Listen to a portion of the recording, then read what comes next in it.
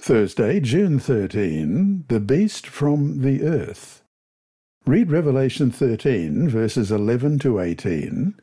How does the second beast differ from the first beast of Revelation 13? Revelation 13, beginning at verse 11.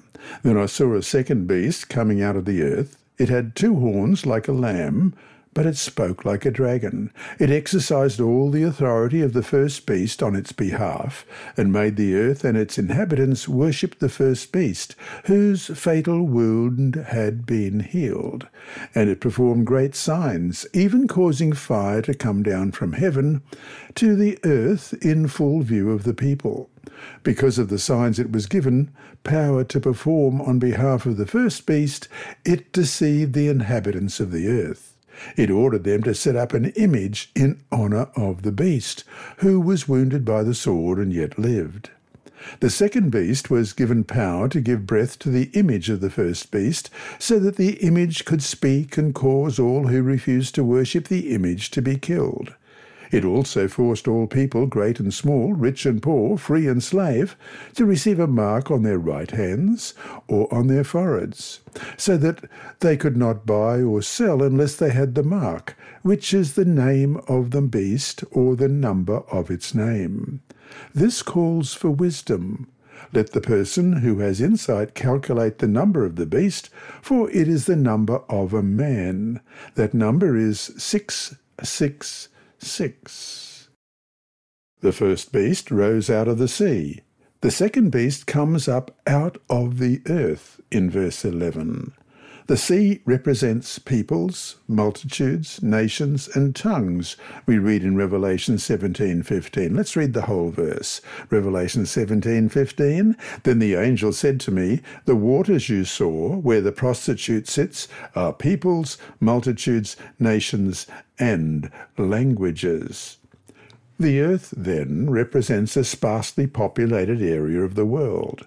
This second beast arises near the close of the prophetic period, during which the first beast exercises authority, in verse 5. That is, it rises to prominence around 1798. Revelation 13 verse 5 reads, the beast was given a mouth to utter proud words and blasphemies, and to exercise its authority for 42 months. The United States precisely fits this description. It declared its independence in AD 1776, adopted its constitution in AD 1789, and was recognized as a world power by the late 19th century. John continues in verse 11, he had two horns like a lamb and spoke like a dragon. Horns in Bible prophecy symbolize power.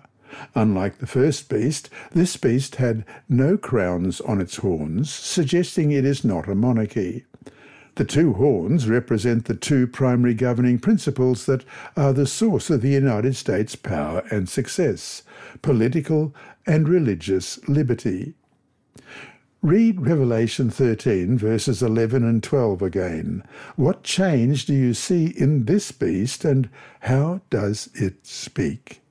Revelation 13, beginning at verse 11. Then I saw a second beast coming out of the earth. It had two horns like a lamb, but it spoke like a dragon. It exercised all the authority of the first beast on its behalf, and made the earth and its inhabitants worship the first beast, whose fatal wound had been healed. This gentle, lamb-like nation ultimately speaks like a dragon. It exercises all the authority of the first beast in verse 12, and abandons its principles of religious liberty, causing the earth and those who dwell in it to worship the first beast, also in verse 12.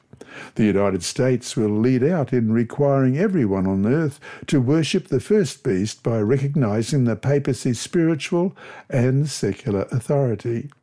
According to this prophecy, the United States forms an image to the beast, a union of church and state, and it will require everyone to worship this image.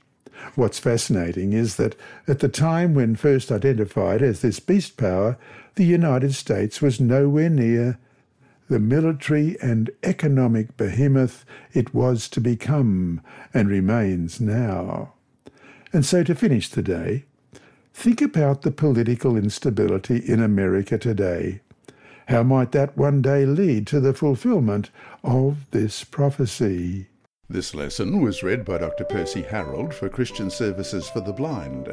Sponsored by the Sabbath School Department and distributed through Hope Channel Australia, this podcast is also redistributed by Hope Channel Germany, Christian Record Services for the Blind. It is also available on SoundCloud and through multiple podcast distributors, including Apple iTunes. And you can listen and watch at the same time on YouTube.